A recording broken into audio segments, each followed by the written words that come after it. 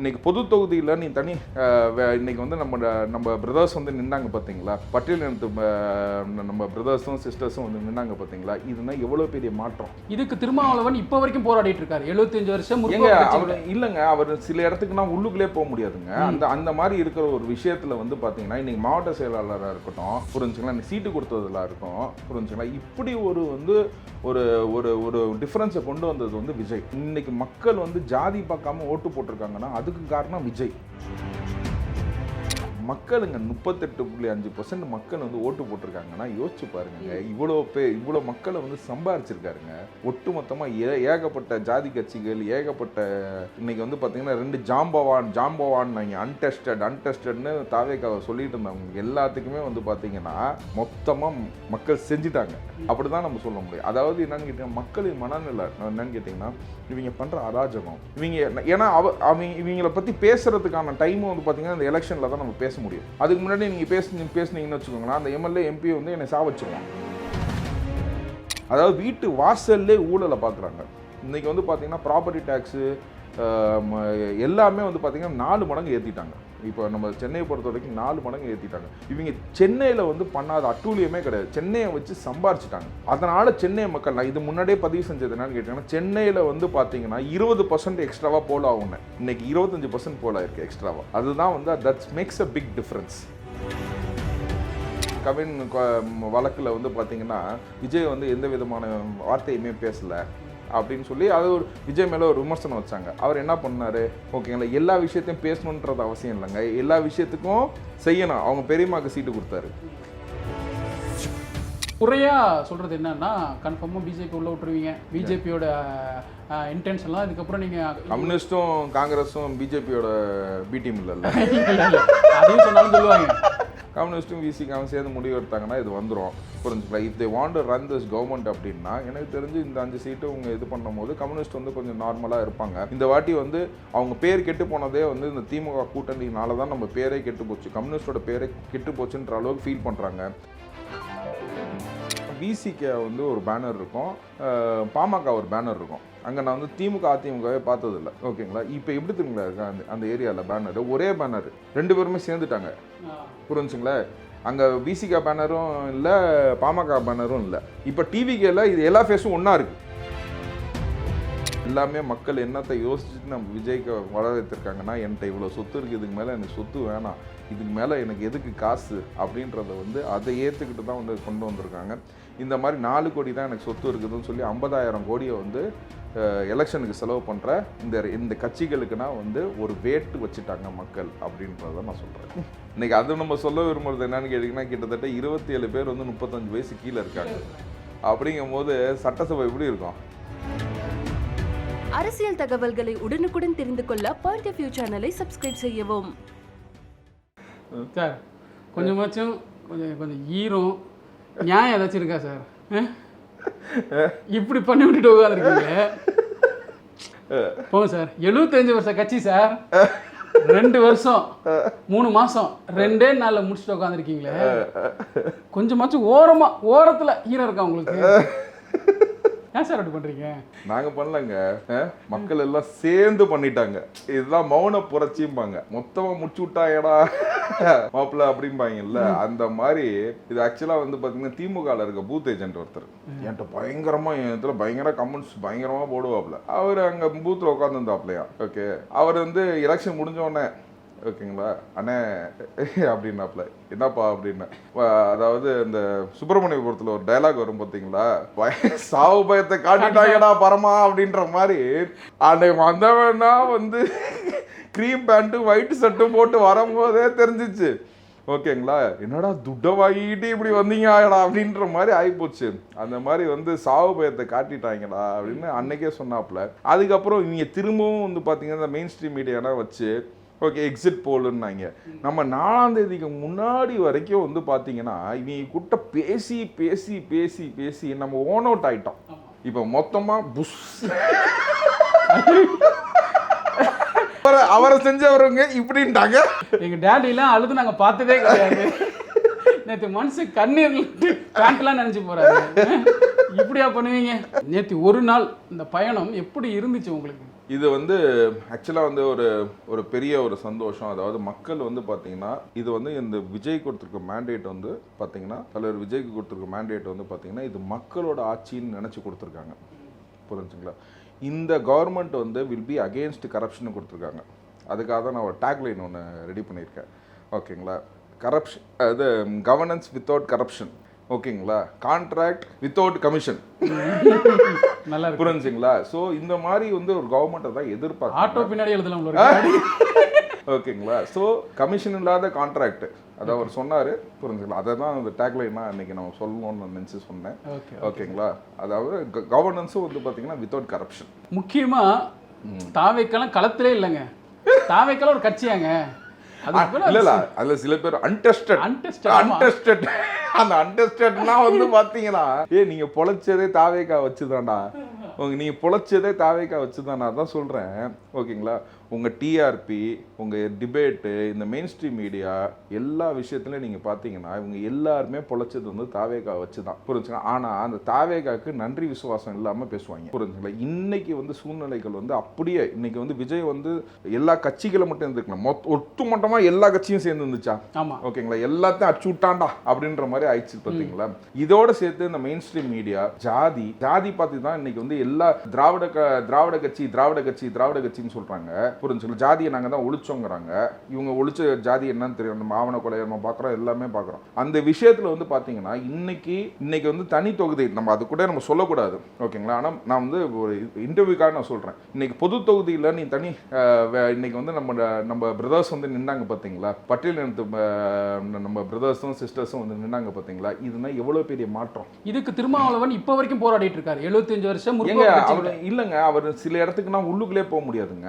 அந்த மாதிரி இருக்கிற ஒரு விஷயத்துல வந்து பாத்தீங்கன்னா இன்னைக்கு மாவட்ட செயலாளராக இருக்கட்டும், புரிஞ்சுங்களா, இந்த சீட்டு கொடுத்ததுல இருக்கும், புரிஞ்சுங்களா, இப்படி ஒரு வந்து ஒரு ஒரு ஒரு டிஃபரன்ஸை கொண்டு வந்தது வந்து விஜய். இன்னைக்கு மக்கள் வந்து ஜாதி பார்க்காம ஓட்டு போட்டிருக்காங்கன்னா அதுக்கு காரணம் விஜய். காஸ்ட் இல்லாத ஒரு சொசைட்டி நோக்கி இளைஞர்கள் நவுறாங்க. ஆமாங்க, கண்டிப்பா. இப்போ நம்ம சென்னையை பொறுத்த வரைக்கும் பார்த்தீங்கன்னா நமக்கு காஸ்ட் பார்க்கவே மாட்டோம். மெட்ராஸில் வாழ்ற முக்காசி மக்கள் வந்து பார்த்தீங்கன்னா நம்ம வெளி டிஸ்ட்ரிக்ட்ல இருந்தா இங்கே வந்து வாழ்றோம். புரிஞ்சுங்களா? இங்கே நம்ம வந்து காஸ்ட் பார்க்க மாட்டோம். இப்போ காஸ்ட் பார்க்குற சில ஏரியாஸில் மட்டும்தான் வந்து பார்த்தீங்கன்னா இந்த மேண்டேட் சேஞ்ச் ஆயிரும். இன்னொன்று வந்து நான் என்ன எல்லாத்தையும் நான் பதிவு பண்றது என்னன்னு கேட்டிங்கன்னா, சில வேட்பாளர்கள் வந்து தாவேகால கூட ஓகேங்களா, எனக்கு வந்து இன்னைக்கு நியூஸ்ல வந்து பாத்தீங்கன்னா நான் வந்து கணிச்சது 160 கணிச்சேன். புரிஞ்சுக்கலாம்? எனக்கு அதுல ஒரு ஏமாற்றம் தான். புரிஞ்சுக்கலாம்? 108 வந்தது எனக்கு ஒரு ஏமாற்றம் தான்.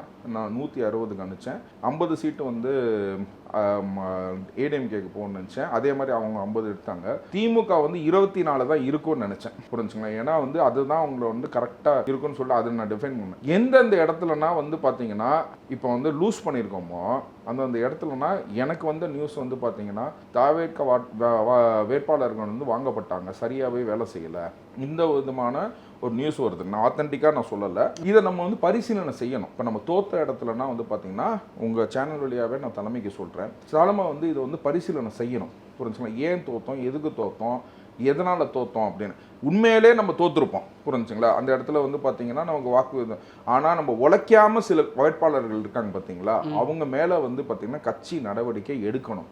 அவங்க கட்சியிலேருந்தே வந்து ரிமூவ் செய்ய பண்ணணும். என்னன்னு பார்த்தீங்கன்னா ஒரு சில இடத்துல இந்த அமைச்சர்கள்லாம் நின்று இடத்துல வந்து பார்த்தீங்கன்னா தாவேகக்காரங்க வந்து பார்த்தீங்கன்னா ஒரு சொந்தக்காரனை பிடிச்சி அங்கே பிடிச்சி வேலையே செய்யாமல் இருந்திருக்காங்க. நான் இன்னும் I am doing a small investigation. எனக்கு தெரிஞ்ச ஒரு தொகுதியில் நான் வந்து பண்ணிட்டு இருக்கேன். அங்கே வந்து தாவேகா வேட்பாளர் வந்து வேலையே செய்யல, அதனால தான் இந்த அமைச்சர் ஜெயிச்சாரு அப்படிங்கிறாங்க. அந்த அளவுக்கு சூழ்நிலை. ஏன்னு கேட்டிங்கன்னா உங்களுக்கு 90% வந்து விஜய்க்காக தான் ஓட்டு போட்டாங்க. ஆனால் 10% ஓட்டு கேட்க வேண்டிய கடமை உனக்கு இருக்குல்ல. நீ போய் வீடா போய் ஓட்டு கேட்க வேண்டிய, நீ வீடா போய் ஓட்டு கூட கேட்கல. அப்படிங்கும் போது அந்த வேட்பாளரை நம்ம என்னன்னு சொல்ல முடியும்? நான் சந்தேகப்படுறது கரெக்டுங்களா இல்லைங்களா? ஆனால் அப்படி இருந்துமே 2வது இடத்துலையும் 3வது இடத்துலையும் வந்திருக்காங்க. ஆமாம், அதுதான் சார் 90% ஓட்டு போட்டது விஜய்க்கு சார். மக்கள் வந்து விஜயா நினச்சி தான் அந்த வேட்பாளருக்கு ஓட்டு போட்டாங்க. 10% நீ போய் நீ வந்து ஒருத்தர் வந்து எங்கெங்கே இங்கே ஓட்டு இவ்வளோ வரணும், அங்கே ஓட்டு இவ்வளோ வரணும், எந்த விதமான கணக்குமே பார்க்கல. நீ என்ன வேலை செஞ்ச? இப்போ நான் ஒன்றும் இல்லைங்க, நான் வந்து போட்டிகிட்டு இருக்கேன். ஓகேங்களா? 2021 வரைக்கும் நான் வந்து போட்டிகிட்டு இருக்கேன். அப்படிங்கும் போது நான் 308 பூத்து இருக்குது. 308 பூத்தில் வந்து இப்படி இருக்கணும், அப்படி இருக்கணும், இந்த பூத்தில் இப்படி இருக்கும், அந்த கரெக்ஷனு. நானாக வந்து பார்த்தீங்கன்னா ஒரு ஸ்பாய்லர் தான். நானாக ஜெயிக்க மாட்டேன்னு எனக்கே தெரியும். புரிஞ்சுங்களா? அது அப்படிங்கும் போது பார்த்தீங்கன்னா நானே இவ்வளோ கணிப்பு வச்சு இவ்வளோ இது பண்ணுறோம். ஏன்னு கேட்டிங்கன்னா நான் எடுக்கிற ஒரு ஓட்டுமே இன்னொருத்தனோட தோல்வியை நிர்ணயிக்கும். அதுக்காக தான் நாங்கள் நிற்கிறோம். புரிஞ்சுக்கலாம். அந்த மாதிரி நம்ம கால்குலேட் பண்ணி அந்த மாதிரி நம்ம வேலை செய்யும் போதே பார்த்தீங்கன்னா எனக்கு இவ்வளோ டிஃப்ரென்ஸு இவ்வளோ இதுன்னு தெரியும். புரிஞ்சுக்கலாம். நாங்களும் வீடு வீடாக போய் ஓட்டு கேட்டு வந்தால் தான் வந்து அந்த ஓட்டு எங்களுக்கு வரும். சார் நம்ம சமுதாய இது சூழ்நிலையில் வந்து இவங்க ஏன்னா இவங்களை பற்றி பேசுறதுக்கான டைமும் வந்து பார்த்தீங்கன்னா இந்த எலெக்ஷனில் தான் நம்ம பேச முடியும். அதுக்கு முன்னாடி நீங்கள் பேசுனீங்கன்னு வச்சுக்கோங்களேன், அந்த எம்எல்ஏ எம்பி வந்து என்னை சாவச்சிருவோம். அதை வந்து நம்ம மக்கள்கிட்ட இவன் வந்து கெட்டவேன்னு சொல்லி நம்ம கொண்டு போய் சேர்க்கணுங்கிறதுக்காக நாங்கள் எலெக்ஷனில் நிற்போம். புரிஞ்சுங்களா. அதுக்காக தான் நாங்கள் வந்து நிற்போம். அந்த விஷயத்தை கூட வந்து பார்த்தீங்கன்னா இங்கே சில வேட்பாளர்களை செய்யவில்லை. புரிஞ்சுங்களா. இன்னைக்கு வாலண்டியராக வந்து பூத் எல்லாமே வந்து பக்காவாக பண்ணாங்கன்னா திமுக தொண்டர்களும் மக்களும் ஓகேங்களா. நான் இன்னைக்கு வந்து பார்த்தோம்னா திருச்சி கிழக்கு தொகுதியிலன்னா நான் போகும்போது பார்த்தீங்கன்னா ஒரு 25 பேர் உட்காந்துருக்காங்க பூத்தில். ஓகேங்களா. அப்படியே ஒரு சந்தோஷம். புரிஞ்சுங்களா. நம்ம திருச்சி அப்படியே என் தொகுதின்றதுனால நான் வந்து அப்படியே போகும்போது எனக்கே வந்து எல்லாருமே பிரதர் அப்படி இப்படின்னு எல்லாம் கையினா காட்டுறாங்களே, எனக்கே ஒரு மாதிரியா இருந்துச்சு. ஓகேங்களா. ஸோ அந்த அளவுக்கு வந்து மக்கள் பேண்ட் சட்டையை போட்டுட்டு வந்து உட்காந்துருந்தாங்க. ஏன்னா ஒரு பூத்துக்கு வந்து பார்த்தீங்கன்னா வேட்பாளர் வந்து 2 பேரை போட்டிருப்பாங்க, இன்சார்ஜ் இருக்கவங்க வந்து 2 பேர் போட்டிருப்பாங்க. புரிஞ்சுங்களா. ஆனால் இங்கே 25 பேர் உட்காந்துருந்தாங்க. அந்த பொட்டியை தூக்கி கொடுக்குற வரைக்கும் யாருமே போல சார். அந்த அளவுக்கு வந்து பார்த்தீங்கன்னா அந்த ஸ்ட்ராங் ரூமை வந்து இவங்க ஸ்ட்ராங்காக இருந்து காட் பண்ணது வந்து பார்த்தீங்கன்னா மக்களும் தாவேகாவோட தொண்டர்களுக்கும் உங்கள் சேனல் வழியாக நன்றி சொல்லிக்கிறேன். இந்த வெற்றியில் அவங்களுக்கு ஒரு பெரிய பங்கு இருக்குது. ஓகேங்களா. அதே மாதிரி தலைமை வந்து இதை வந்து இந்த தோல்வியற்ற வேட்பாளர்கள் வந்து உண்மையான தோல்வியா ஓகேங்களா இல்லைன்னா வந்து ஏன்னா நம்ம எடப்பாடியில் ஒருத்தர் ஓடி போனதை நம்ம பார்த்தோம். புரிஞ்சுங்களா. இந்த இடத்துல தோல்வி நடந்தது காரணமும் வந்து சில எனக்கு சஸ்பீஷியஸ் இன்ஃபர்மேஷன் வந்தனால தான் நான் சொல்கிறேன் தலைமை இதை பரிசீலிக்கணும்னு சொல்லி நான் கேட்டுக்கிறேன். ஒரு பக்கம் நம்ம நீங்கள் ஓகே இது நீங்கள் ஒரு மைனூட்டாக நீங்கள் ஒரு டீப்பான அனலைசிஸ் பண்ணி சொல்கிறீங்க. அதை தாண்டி ஒரு சந்தோஷமான விஷயத்த பேசுவோம். அப்படின்னா சென்னையை அசைக்க முடியாது அப்படின்னு ஒரு மாதிரி சைனாவால் சென்னையை சுற்றி கட்டி வச்சுருந்தாங்க திமுக காரங்க. வந்தீங்க விசில வச்சுமே அடித்து உடச்சி விட்டீங்க. இது என்ன நியாயம்? இது நியாயம் தானா நீங்கள் பண்ண விஷயம்? இல்லை அது வந்து பார்த்தீங்கன்னா மக்கள் சென்னை மக்கள் வந்து ஒருத்தனும் வந்து பார்க்குறான் 6 சென்டிமீட்டர் இவங்க 4000 கோடி ஆட்டையை போட்டாங்க. 6 சென்டிமீட்டர் மழை பெஞ்சப்போ ஒருத்தரும் நம்ம எவ்வளோ கஷ்டப்பட்டோம் தெரியும். ஒருத்தரும் பார்த்தீங்கன்னா காருக்கு பைக்குக்கு நம்ம எவ்வளோ செலவு பண்ணியிருக்கோம் தெரியும். ஒரு மலைக்கு நம்ம வந்து பேசுகிறோம். புரிஞ்சுக்கலாமா. வருஷம் வந்து பார்த்தீங்கன்னா மலையில் மாட்டின காரை எவனும் வாங்கவும் மாட்டான். இந்த மாதிரி பல சிக்கல் வந்து பார்க்குறாங்க. அதாவது வீட்டு வாசல்லே ஊழலை பார்க்குறாங்க. இன்றைக்கி வந்து பார்த்தீங்கன்னா ப்ராப்பர்ட்டி டேக்ஸு எல்லாமே வந்து பார்த்தீங்கன்னா 4 மடங்கு ஏற்றிட்டாங்க. இப்போ நம்ம சென்னையை பொறுத்த வரைக்கும் 4 மடங்கு ஏற்றிட்டாங்க. இவங்க சென்னையில் வந்து பண்ணாத அட்டூழியமே கிடையாது. சென்னையை வச்சு சம்பாரிச்சிட்டாங்க. அதனால் சென்னை மக்கள் நான் இது முன்னாடியே பதிவு செஞ்சது என்னன்னு கேட்டிங்கன்னா சென்னையில் வந்து பார்த்தீங்கன்னா 20% எக்ஸ்ட்ராவாக போல் ஆகும்னு இன்னைக்கு 25% போல் ஆயிருக்கு எக்ஸ்ட்ராவாக. அதுதான் வந்து that's makes a big difference. புரிஞ்சுங்களா. அதே மாதிரி வந்து பார்த்தீங்கன்னா ஓவராலாக வந்து 10% இன்க்ரீஸாக இருக்கும்னு போடல. இப்போ வந்து 12% இன்க்ரீஸ் ஆயிருக்கு. சரிங்களா. அதுதான் வந்து எப்போ இன்னும் நான் சொல்கிறேன் 95% ஆயிருக்க வேண்டியது. இவங்க மக்களுக்கு சரியாக பஸ்ஸை விடாமல் இது பண்ணாமல் அப்படி கண்ட்ரோல் பண்ணனால தான் வந்து இந்த வாக்கு சதவீதம் இவ்வளோ குறைஞ்சிருக்கு தாவேகாக்கு. இல்லைன்னா வந்து பார்த்தீங்கன்னா இது 160 தொட்டிருக்கும். ஒரு குறைஞ்சபட்ச மரியாதை வெஸ்ட் பெங்காலில் மம்தாவுக்கு கிடைச்சிருக்கு. ஜெயிச்சிட்டாங்க அவங்க தொகுதியில். பினராயி விஜயனும் ஜெயிச்சிட்டாரு. இப்படி சொந்த தொகுதியிலேயே தோக்காத ஒரு முதல்வரை தோக்கடிச்சிட்டு நீங்கள் என்ன ஆணவத்தில் ஆடுறீங்க? அவ்வளோதான் பதில். சொன்னதையும் செய்வோம் சொல்லாததையும் செய்வோம்னு சொன்னாங்களா? இதை சொல்லவே இல்லையாப்பா அப்படின்னாங்க. ஒரு மீம் ஒன்று பார்த்தேன். 8000 ரூபா டோக்கன் தரணும்னு சொன்ன அப்பாவை 8000 கோடி வித்தியாசம் டோக்கன் வச்சிங்களா அப்படிங்கிற ஒரு விஎஸ் பாபு ரொம்ப கான்ஃபிடென்ட்டாக இருந்தார். முதல்ல அவர் வந்து தேவைக்கால சேரும் பொழுது ஆதவர்ஜனாட்ட கேட்டது என்னன்னா குளத்தூரை கொடுங்க, நான் குளத்தூரில் ஜெயிச்சு காட்டுறேன், ஸ்டாலினை வாஷ் அவுட் பண்ணுறேன் அப்படின்னாரு. அதை நான் லைவாக பார்த்துட்டு இருந்தேன். இவர் எப்படி பண்ண முடியும், குளத்தூரில் ஸ்டாலின் ஜெயிக்க முடியுமா அப்படிங்கிற மாதிரி இருந்தேன். நேற்று எனக்கு செருப்பால் அடித்த மாதிரி இருந்துச்சு. இல்லை இது வந்து இது உங்களே இல்லை நம்ம சொல்ல வேணாம். ஓகேங்களா. தோத்து போனவர்களை வந்து பார்த்து நம்ம வந்து இன்னும் ரசிக்கணும்னு இல்லை. அதாவது நம்ம செல்ஃப் கரெக்ஷன் பண்ணிக்கணும். புரிஞ்சுக்கலாம். எல்லாத்துக்குமே மேண்டேட்டை வந்து மக்கள் கொடுத்துருக்காங்க. அப்படிங்கன்னா அவங்க சைடு ஜெயிச்சவங்களுக்கும் என்னோட வாழ்த்துக்களை நான் சொல்கிறேன். குளத்தூர் தொகுதியில் நாங்கள் போய் பப்ளிக் ஒப்பீனியன் எடுக்கிறோம். பப்ளிக் ஒப்பீனியன் எடுக்கும் பொழுதும் நாங்கள் திமுக ஃபேவராக தான் கொஸ்டின்ஸ் கேட்கணும். இல்லைம்மா இவ்வளோ பண்ணியிருக்காங்களாமா, முதல்வர் வராரு, இவ்வளோ விஷயங்கள் பண்ணியிருக்காரு அப்படின்னா அது யாருக்குங்க வேணும், அதெல்லாம் எனக்கு தேவையில்லைங்க அப்படின்னு மக்கள் ரொம்ப ஸ்ட்ராங்காக இருந்தாங்க. நாங்கள் எடுத்த ஒரே ஒன்று 2 போல் ஒப்பீனியன் போல்ல அது ஒன்று எடுத்திருந்தோம் நாங்கள் மக்கள்கிட்ட. அதுல என்ன வந்து அதில் டிவிக்கே தான் அப்படின்னாங்க. அப்படிங்களா? டிவிக்கே தான் அப்பயே சொல்கிறோம். இது ஒரு 3 மாதத்துக்கு 2 மாதத்துக்கு முன்னாடியே சொல்லிட்டாங்க. மக்களுங்க 38.5% மக்கள் வந்து ஓட்டு போட்டிருக்காங்கன்னா யோசிச்சு பாருங்க. இவ்வளோ மக்களை வந்து சம்பாரிச்சிருக்காருங்க. ஒட்டு மொத்தமா ஏகப்பட்ட ஜாதி கட்சிகள், ஏகப்பட்ட இன்னைக்கு வந்து பாத்தீங்கன்னா 2 ஜாம்பவான் அன்டெஸ்டட்னு தாவேக்காவை சொல்லிட்டு இருந்தவங்க எல்லாத்துக்குமே வந்து பாத்தீங்கன்னா மொத்தமா மக்கள் செஞ்சுட்டாங்க. அப்படிதான் நம்ம சொல்ல முடியும். அதாவது என்னன்னு கேட்டீங்கன்னா மக்களின் மனநிலை என்னன்னு கேட்டீங்கன்னா இவங்க பண்ற அராஜகம் புரிஞ்சுங்களா, ரைட் ஆஃப் ஸ்பீச்சே இல்லாமல் போன, ரைட் ஆஃப் எக்ஸ்பிரஷன் இல்லாமல் போச்சு. இன்னைக்கு நான் இன்னும் சொல்றேன், திமுக வந்து எதிர்கட்சியா வந்ததுல எனக்கு வந்து ஒரு கஷ்டம் தான். ஏன்னா அது 3வது இடத்துல தான் கொடுக்கும்னு நினைச்சேன். அந்த என் கால்குலேஷன்ல இந்த மாதிரி ஒரு மிஸ்டேக் ஆனது. 9:10 மணிக்கு எல்லாருக்கும் அப்படிதான் இருந்துச்சு. ஓகேங்களா, அந்த சிச்சுவேஷன்ல அவங்க எதிர்கட்சியா வந்திருக்காங்க. திமுக வந்து உண்மையிலே ஒரு நல்ல எதிர்கட்சியா செயல்படும்.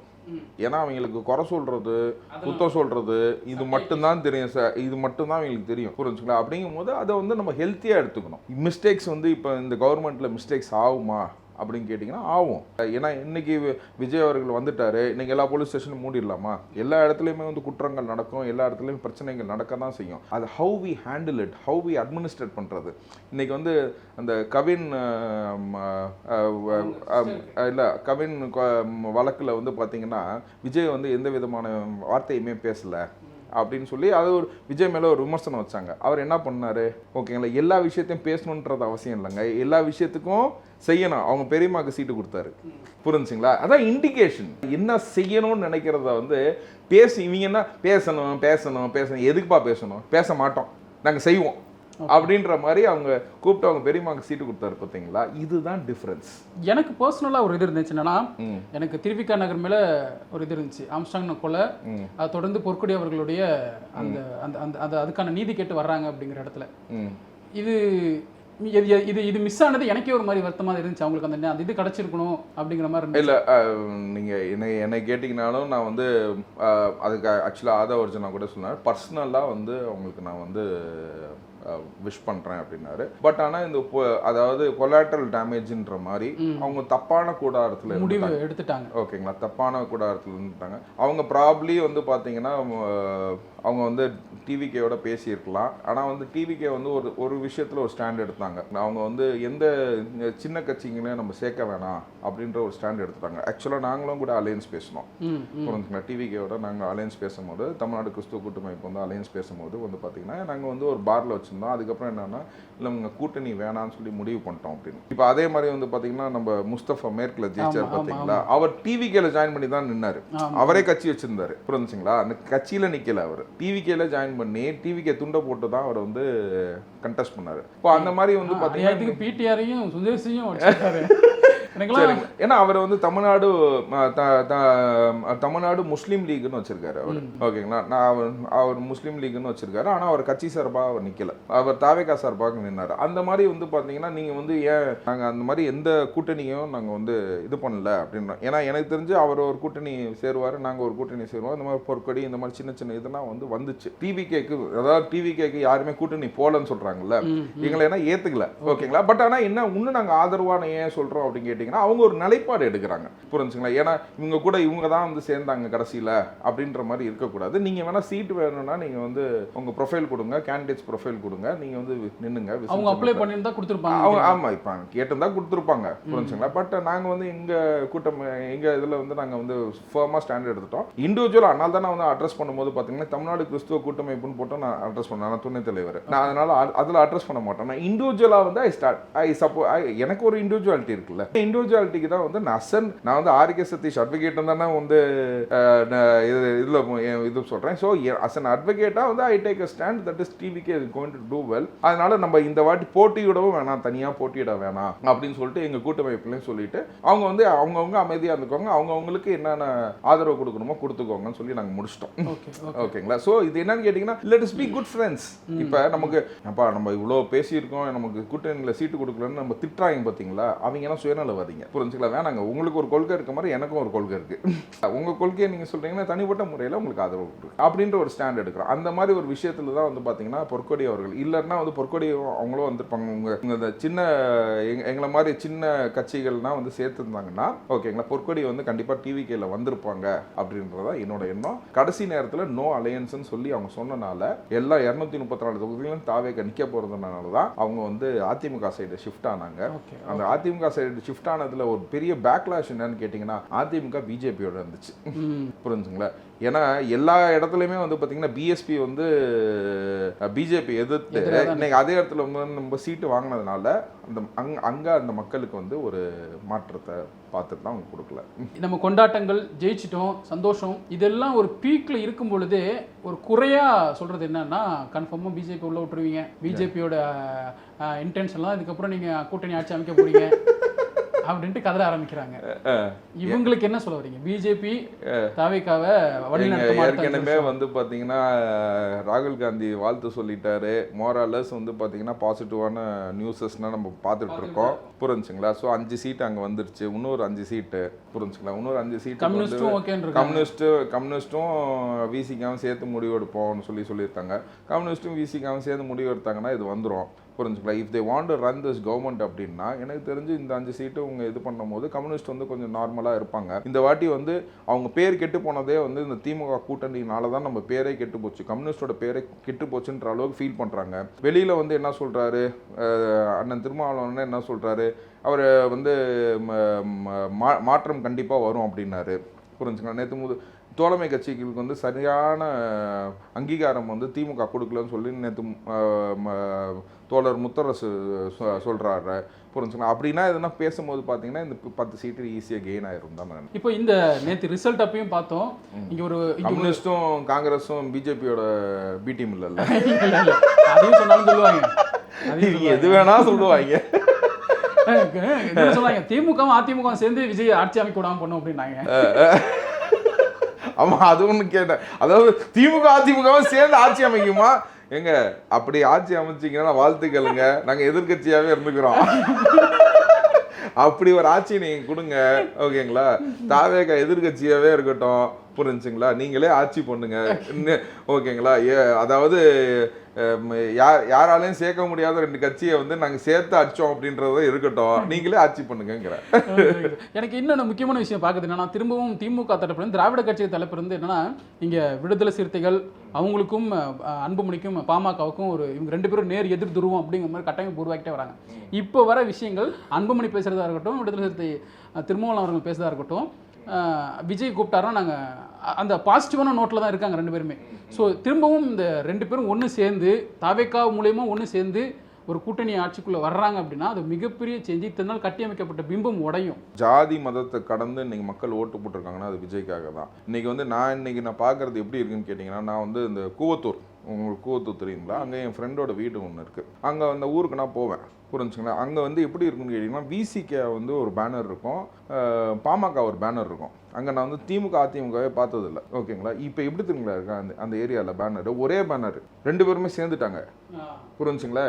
அங்கே விசிகா பேனரும் இல்லை, பாமக பேனரும் இல்லை. இப்போ டிவிகேல இது எல்லா ஃபேஸும் ஒன்றா இருக்குது. அதாவது ஜாதிகளை மறந்து எல்லாருமே வந்து டிவிகேல சேர்ந்தனால இப்போ அந்த இடத்துல வந்து ஒரு பிரச்சனைகளே இல்லையே. இப்போ இந்த செய்யூர் தொகுதி வந்து தனி தொகுதி தான், புரிஞ்சுங்களா? அதனால வந்து பார்த்தீங்கன்னா விசிகாவும் பாமகவும் ஸ்ட்ரைட்டாக அடிச்சுக்குவாங்க, புரிஞ்சுங்களா?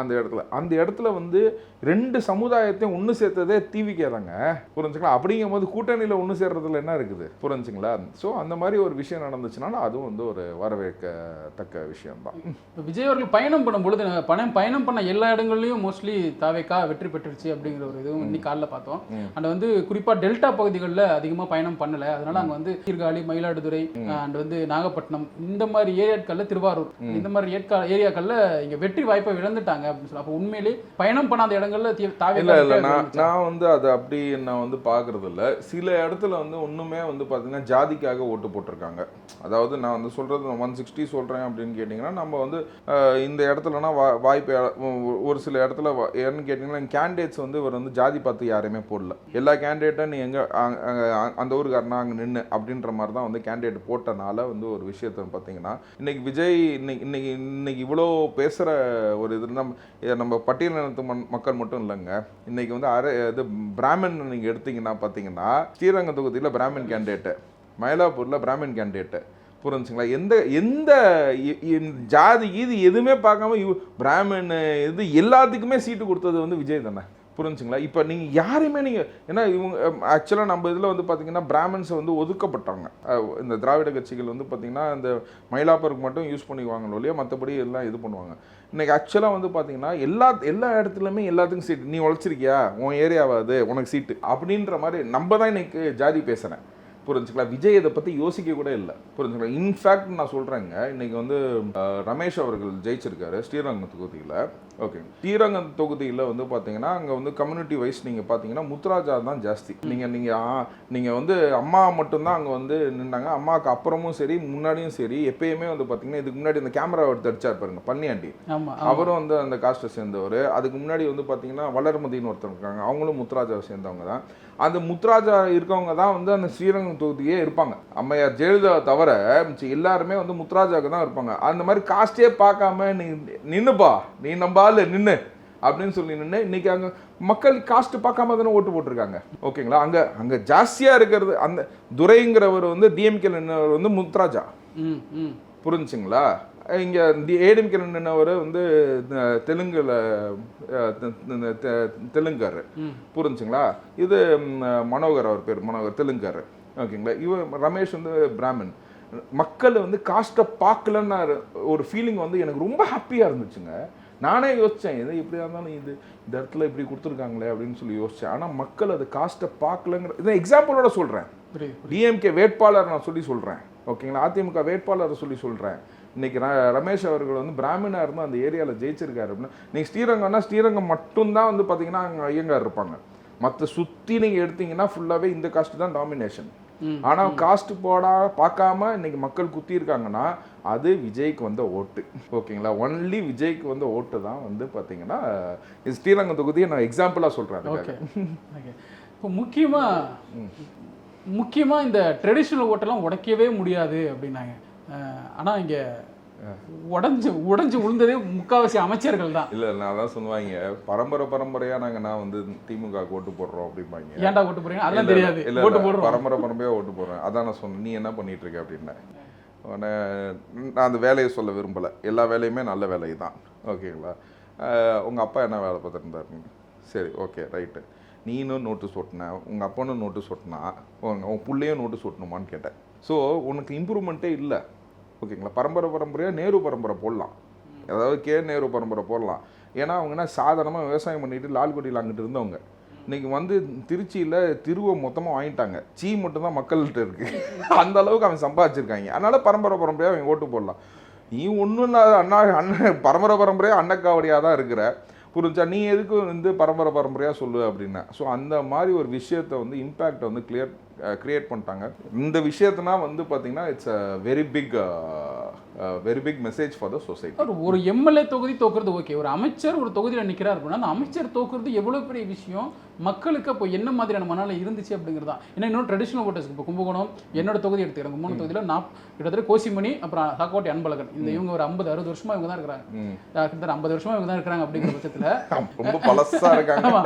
அப்படிங்கிற பட்சத்தில் அது ஒரு 32 வயசான தாவேகா வேட்பாளர் ஜெயிக்கிறாங்க. இன்னைக்கு அது நம்ம சொல்ல விரும்புறது என்னன்னு கேட்டீங்கன்னா, கிட்டத்தட்ட 27 பேர் வந்து 35 வயசு கீழே இருக்கிறாங்க. அப்படிங்கும் போது சட்டசபை எப்படி இருக்கும்? ஆயுத எழுத்து படம் எல்லாம் பேண்ட் ஷர்ட் தான், எல்லாம் ஜீன்ஸை போட்டு இதுதான் சட்டசபை அப்படின்பாங்க.